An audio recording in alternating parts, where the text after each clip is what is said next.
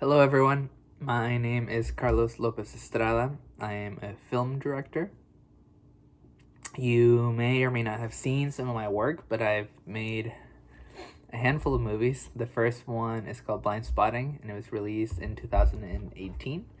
The second one is called Raya and the Last Dragon, and it was released only a few months ago through Disney.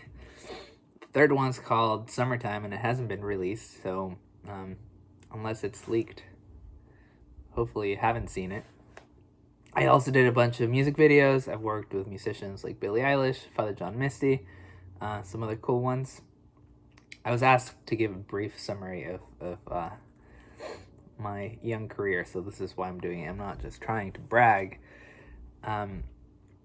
But I heard from your head of program affairs, Jazz Espiritu, that you saw Raya recently, and I am just so honored that you took time to see the film and asked me to speak to you briefly through this slightly non-personal video that hopefully feels very personal.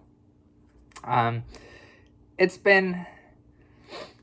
been a rough year. I don't think I need to explain why. But being a person in this world and being a person in this country has been challenging in every possible way. And when we felt like there couldn't be more ways for us to be challenged, something new would happen that would prove us wrong. It's been a hard year for us storytellers, not only because we've been taken out of our workplaces and taken out of our creative communities, but we've also had to just sort of like reinvent the ways we create and the ways we put work out and the ways that our work is consumed and the ways we talk to other people about our work. So as you can imagine, the industry that I'm a part of really got to face very similar struggles to the ones that you all did. We had to work remotely. We had to figure out how to create a sense of community, even when we were just interfacing with everyone like I am with you right now. We had to deal with endless hours of Zoom calls, as I'm sure you're very aware of. Not fun, not healthy, not great. For Raya specifically, we were forced overnight to move our operations from working under one roof, which is sort of like signature Disney animation style, having every single person who touches the movie under the same roof, to working in over 900 different homes. So you can only imagine the amount of challenges that came with that. And I think what I'm most proud and what was most surprising about last year was that we expected the pandemic to really impact the morale, to really sort of like fragment our team. And we were really worried about what it was going to do for our crew to work under these circumstances. And, not to say that it wasn't hard and not to say that it wasn't really hard. The summer especially. But we found out that I guess the silver lining was that we had to learn to trust each other in a way that was unprecedented. We had to put our faith in each other's arms, and we had to believe that we were all working toward the shared goal, and that even though we were not together, this thing that we were after was stronger than any one of us, and that ultimately we're going to get there. And we did. And it was quite beautiful to, maybe because we had to overcompensate, maybe because we had to work so hard in order to retain a little bit of that idea of a community, it somehow really brought us together in a way that I feel like nothing else could have.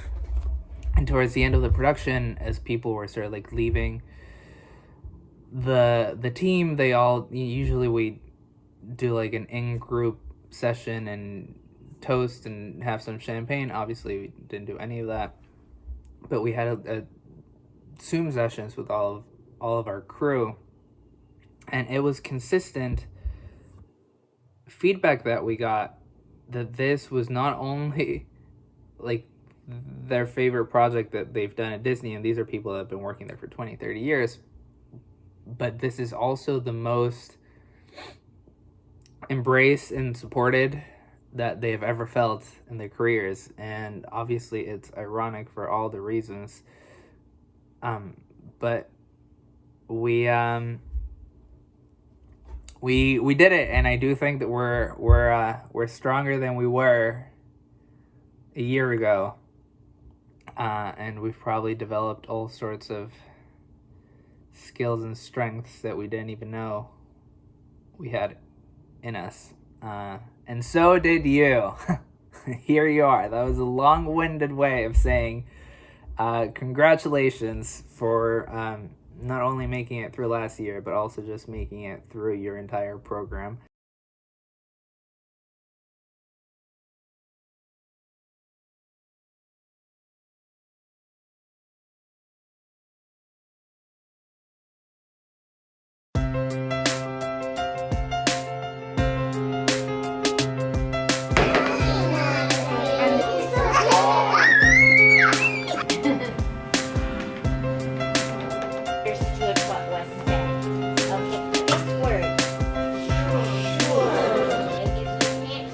The program we have here is we have 5 levels of English class. What makes this program unique is because it's community-centered, it's close to a population that can really take advantage and needs language learning or GED.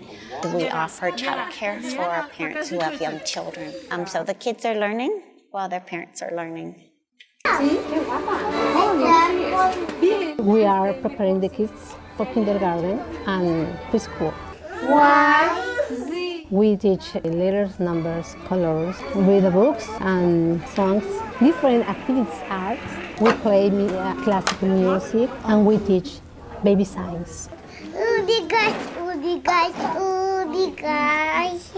Students here are so dedicated and hardworking, and we also let them, moms who have small babies, have the babies in the classroom with them.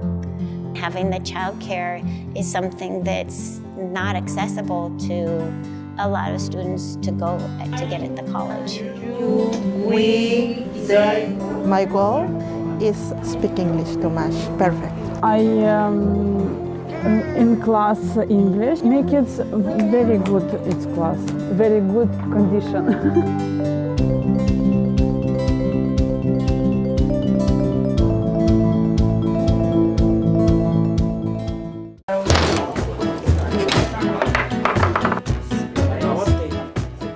I connect a lot with the youth because I see myself in them. Back when I was growing up, I was affected by gang violence. I got stabbed 3 times.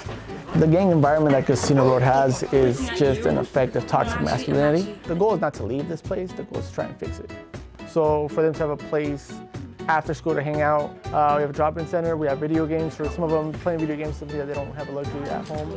And a lot of kids who come from broken homes. Going back home after thinking it's going to be a home, sometimes it's not possible. So I feel that we do part of that job. It's an opportunity to help the community.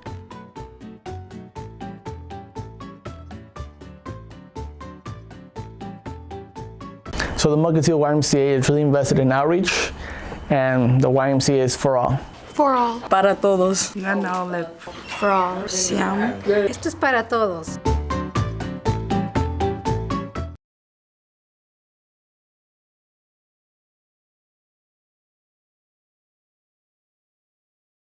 My name is Angela.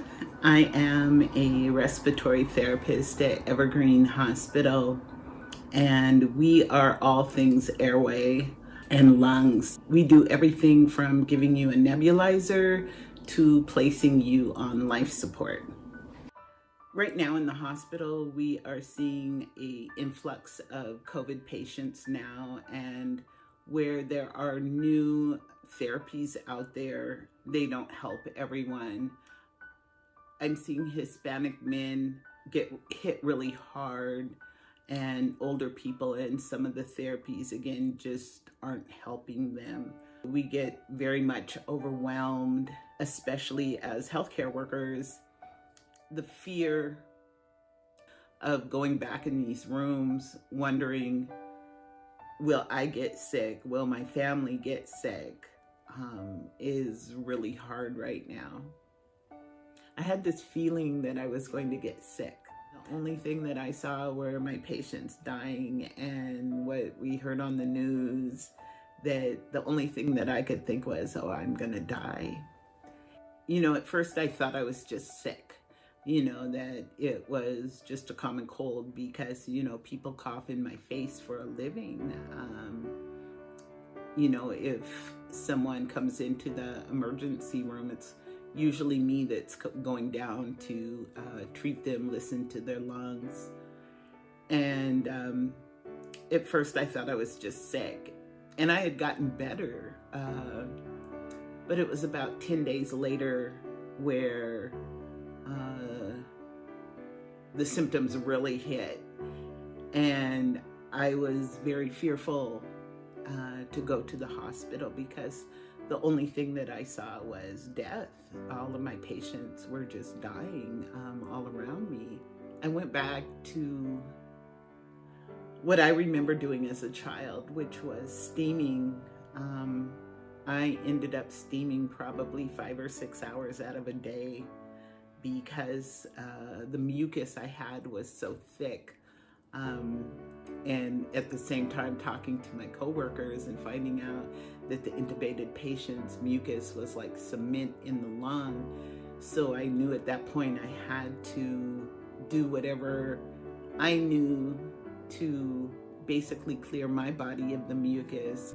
You know, I use a lot of natural remedies, all the meditation that I do. I feel like my little guardian angel was there with me to tell me that it's okay, and to remember what I was taught as a child, to remember my teachings and go back to some of the medicines and some of the ways of the past that really helped me get through this. Where I found solace was outdoors. And I've always been an outdoor person, but to bring meditation and outdoors together really changed my life. In working as a respiratory therapist or in the hospital, I think the energy within that space is very heavy, and I had to learn how to let that go.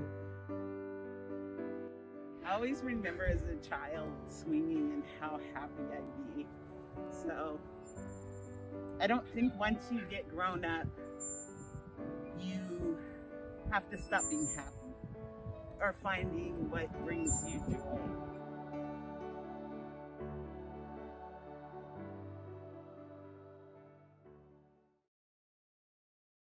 I've lived in Seattle for almost a decade, and when I tell people I'm from Hawaii, their first question is, why would you ever leave?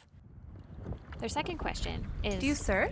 Do you surf? Do you, surf to school? I surfed a little bit growing up. I always loved surfing when friends invited me, but I never did a ton or had my own gear. Then 2020 happened. The World Health Organization has declared coronavirus a global pandemic.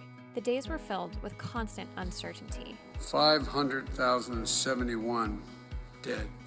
Of trying to process the biggest social reckoning of my life and what I could do about it. But sometimes during those afternoons in my little apartment, my mind would wander to somewhere simpler. I thought about the coast and the waves. I thought about the ocean. And I really wanted to surf. Take me to the ocean. Take me to But with travel bans and quarantines, home felt farther away than ever. So when stay-at-home orders were loosened and outdoor activities were okayed, I did some research. I found a surf buddy, and I paddled out in the Pacific Northwest for the first time. And it was really cold, despite the 5mm wetsuit. When you're paddling out into the waves here, the cold water hits you so hard in the face. And it took me a while to figure out how I could possibly stand up on a surfboard when I could barely feel my feet. Once I got past that, it was incredible. The beaches out here are like nothing I'd ever seen before. Rugged and cold and windy and beautiful. And I wondered, how did surfing get here? Surfing Hawaiian influence and change the world. Who's out there now? Raining, it's cold and shitty, and Californians are going, yeah, it's awful out. Washingtons are out there having a great time. And how can we, as water people, preserve and protect these beautiful spaces? 20 million surfers. Imagine if we all stood up with one voice. Welcome to Surfing PNW. In this mini-series, we'll learn how surfing started in ancient Hawaii. We'll learn about the unlikely first surfers in Washington, boys from Hawaii who made red cedar surfboards in 1903. And we'll hear stories from local surfers about what inspires them to suit up and paddle out. I'm Megan Herndon. Everybody go surf.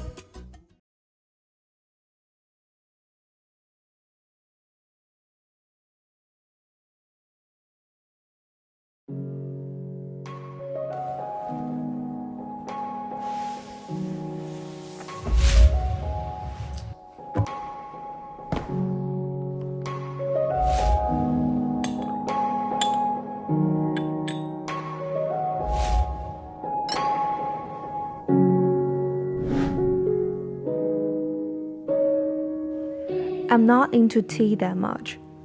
It was until the day I found out there was nothing I can present in American campus to symbolize my culture.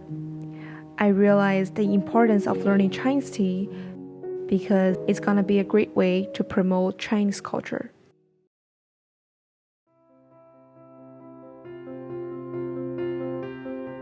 It just reminds me of my aunt, who has been an expert in Chinese tea field over 6 years, so I decided to ask her to teach me from Zoom. 再沿原来的轨迹回来，好，双手捧起，放下。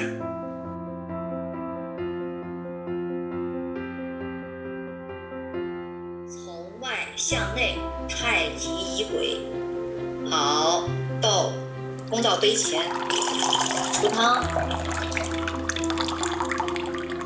不动，别着急，别着急的转啊！交换公道杯，然后放到茶巾与盖碗之间，转公道杯。先转向自己公道杯的口，再转向右手边。好，我们交给左手边，一定要绕开盖碗哦。从最左边的杯子注水，好，再往中间的杯子分茶。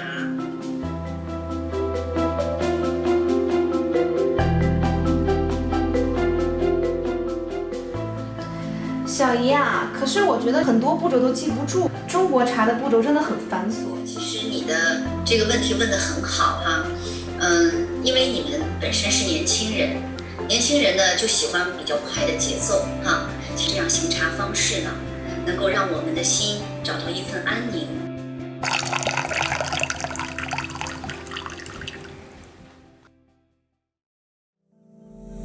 After the whole teaching process, my aunt also shared with me some of her thoughts that she has gained from drinking tea.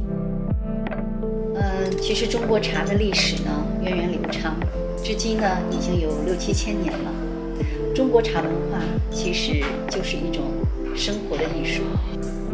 行茶可以让我们有一份安宁，一份喜悦之情。这也是我坚持多年习茶的真正的原因。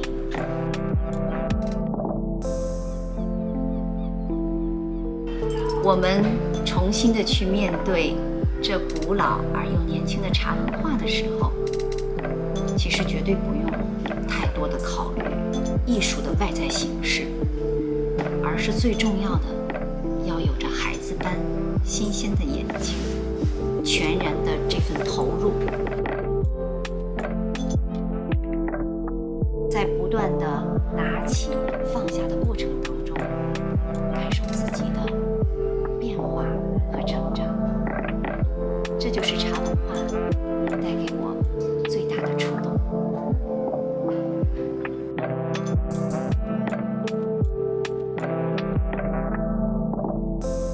At the end of the day, I really appreciate the time learning Chinese tea ceremony with my aunt, which has made me realize the beauty of Chinese tea culture.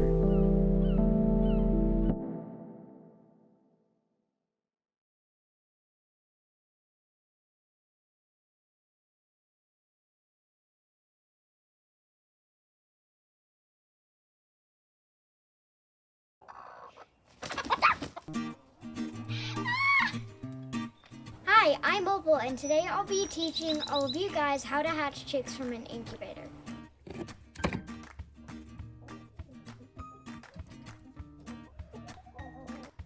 Meet my kindergarten teacher. Hi, kindergartners. My name is Mrs. Fellows, and we have been raising chick eggs for so many years here at St. Thomas School. It's one of our favorite traditions and one of our favorite science projects of all time. Today is a special day.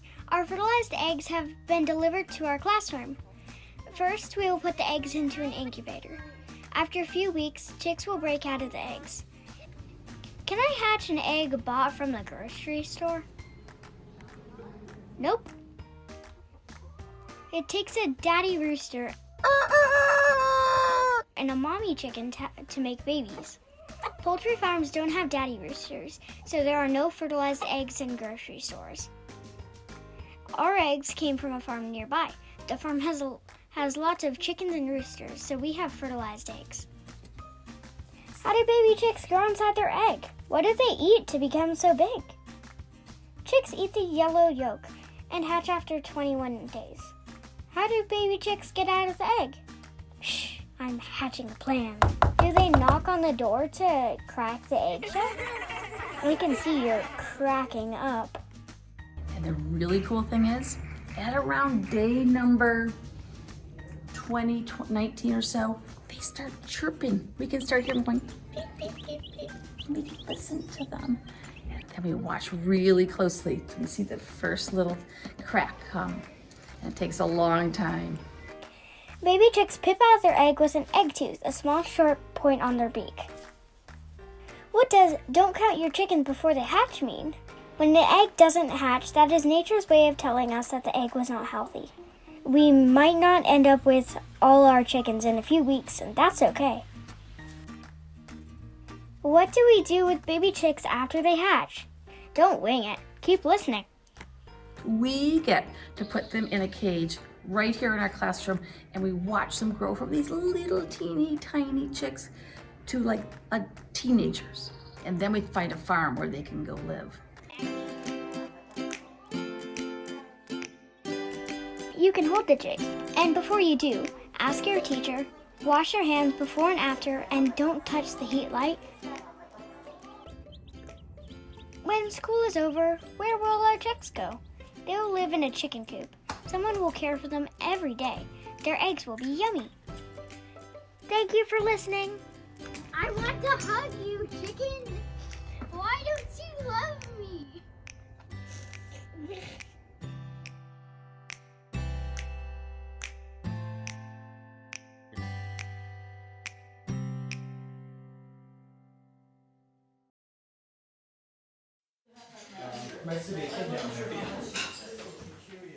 The thing is, coming from England, that the difference for us, it wasn't that big. You know what I'm saying? Hi, I'm Mariette. And I'm Vahe. I remember when we first moved to Chicago 32 years ago. It was a sunny day in September. Yeah, we came from England. We were living in England for about 13 years. 13 years. Yeah, I was just about wrapping my postdoc at the University of Manchester. And I had an offer to come and work here. So we really knew no one in Chicago. All our family and friends had actually were in the LA area. Correct.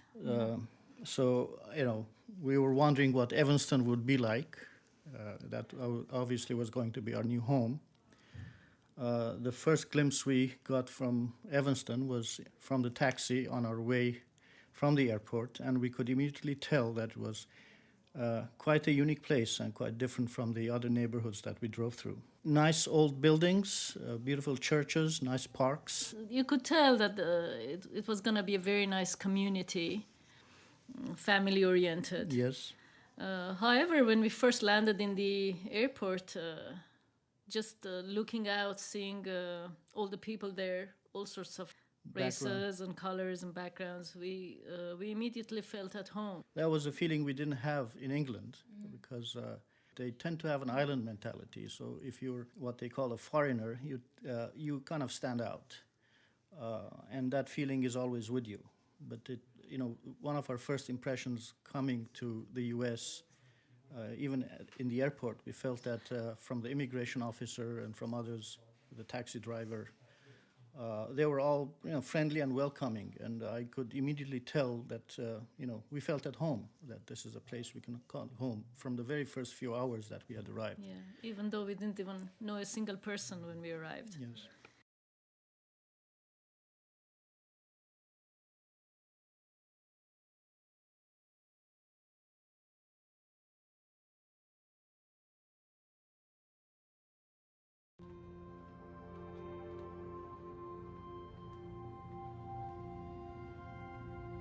A deep goal of mine has just been to help.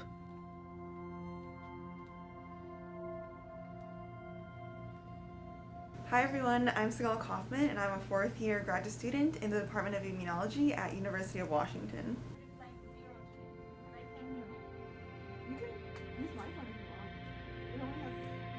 I think a lot of what you want kind of just builds on experience, so you get more specific as you get older.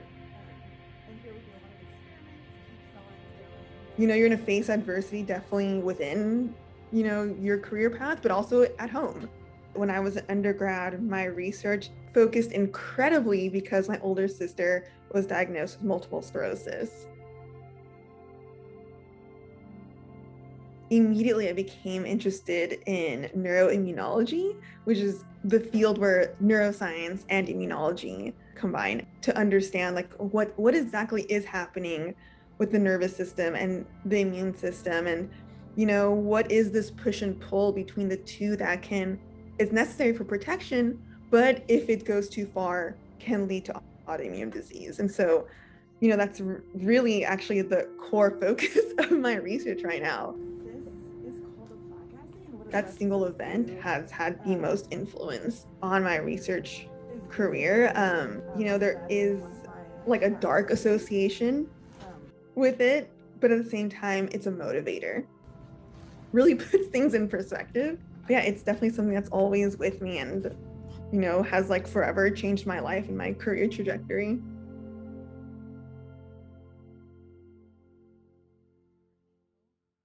I don't think you need to be educated to know education is important, but I think a major influence for me has been my family upbringing. It was very much centered around learning and exploring. Having a sense of autonomy has always been important to me. And I think that a lot of that stems from just them allowing us to just kind of explore and pursue what we want. So I'm very, very lucky. Both my parents are immigrants, middle school and high school dropouts. So me and my siblings we are first gen everything. I am Salvadoran, and so something I wasn't anticipating to deal with everything I was doing was mostly attributed to being an underrepresented minority. So if I would get a grant, or if I did well in something, or if I basically won something, it was oh, it's because you're a URM. Even in my day-to-day, I'm very just aware. I'm oh, I'm a woman in science. It's that's always something that's always with you. When I was an undergrad and I was thinking of applying to grad school, I went to a female faculty and asked her, for advice. And she told me, she's make sure you wear very neutral colors, mute your look, don't wear makeup. basically just completely neutralize any femininity, which is very strange. It's like very bizarre to hear, but you know what? This idea of neutralizing yourself is very common for female scientists. Don't dress up and don't stand out, don't call attention to yourself, and kind of things like that's kind of always been a thing which I've had to learn to break out of, because those it doesn't define you. I can dress however I want and I could still be a great scientist. Learning to control the dialogue in your head about yourself, takes a long time. Having a great support system has definitely been a major aspect of, my mental health and keeping me going, especially with my siblings, especially because they're out of the hard sciences. Just having that undying, unconditional support from someone who's kind of out of the field you're in, who just think you're who just love you so much. That's so important, at least for me. I would say, stick to your dream and keep going. Reach out to people, ask questions, make sure you have a good support system. Be over time, how you get there or exactly how that goal looks can change, and that's totally okay. And remembering who you are and that you're here because you're actually very smart and very capable.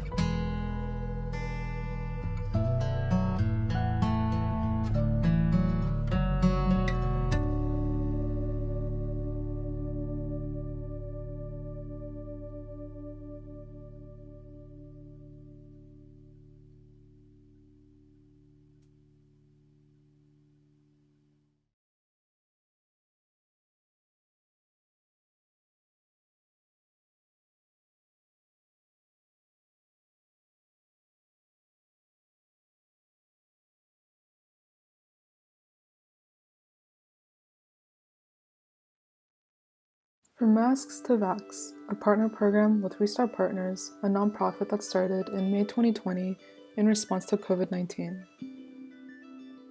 For over a year, we've had to navigate sidewalks and grocery store aisles, wearing masks and trying our very hardest to stay 6 feet apart from each other. We station ourselves at home, logged in from one Zoom room to another. But recently, that's been changing. With vaccines becoming widely available across the US, we've caught a glimpse of life before COVID. We're now going on domestic trips, and even dining out with people outside of our household.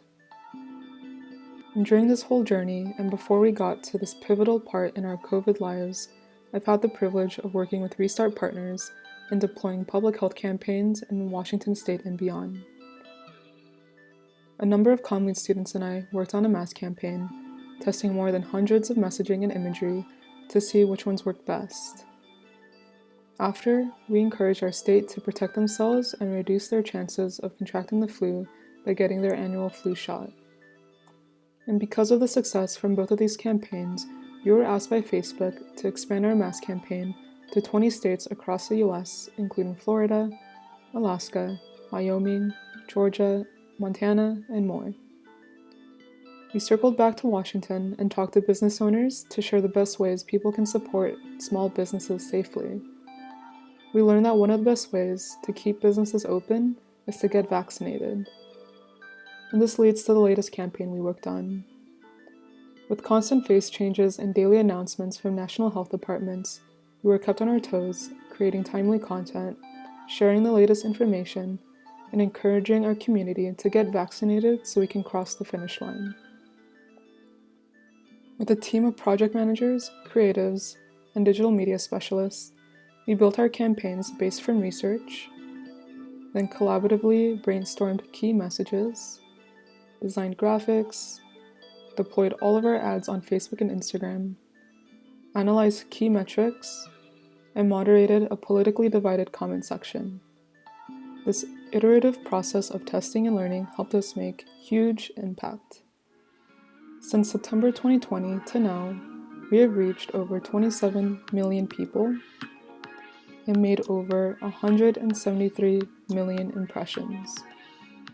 And the best part of this whole experience, beyond building campaigns for social good, acquiring more knowledge and experience, and spending hundreds of thousands of Facebook's money is getting to work with 10 incredibly talented, creative, and intelligent comm leaders. So thank you, Alex, Stacy, Inje, Sasha, Marisol, Ashley, Audrey, Marina, Ikram, and Naharika for being the best teammates.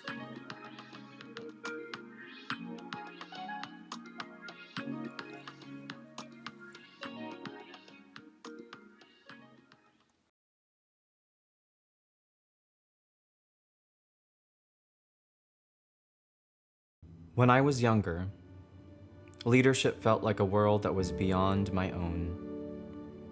Miles away, islands away, so far removed from the pebbles and stones I skipped across the sea.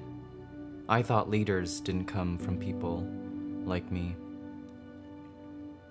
Just the word felt unattainable, except to a few, a barrier built in silence.